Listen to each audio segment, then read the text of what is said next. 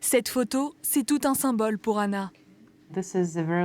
C'est le dernier lever de soleil que j'ai pu voir de mon pays dans le rétroviseur de ma voiture. J'ai compris que ça allait être un aller sans retour. Cette Ukrainienne, hébergée dans une famille franco-russe de Limoges, a fui Kiev avec sa fille Maria le jour de l'invasion russe. Un périple long de 3000 km, 7 jours, 168 heures. J'ai été réveillée à 5 heures du matin par des bruits d'explosion. À 6 heures, la décision était prise.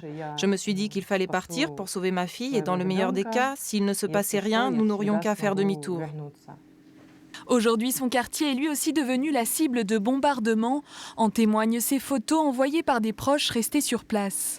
Ce scénario, Anna l'a déjà vécu en 2014. À l'époque, elle vivait dans le Donbass, région durement touchée par la guerre.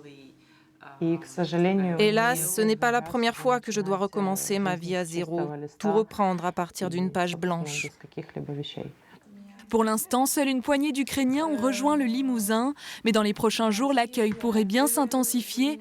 Alors pour gérer la logistique, la préfecture travaille aux côtés des associations comme celle-ci, spécialement créée pour coordonner l'accueil. On est médiateur entre des familles d'accueil et des réfugiés qui vont arriver à Limoges. Et notre rôle, les accompagner en termes juridiques et en termes de pouvoir les aider par rapport aux démarches à faire en France, par rapport à la nourriture, par rapport aux vêtements, etc.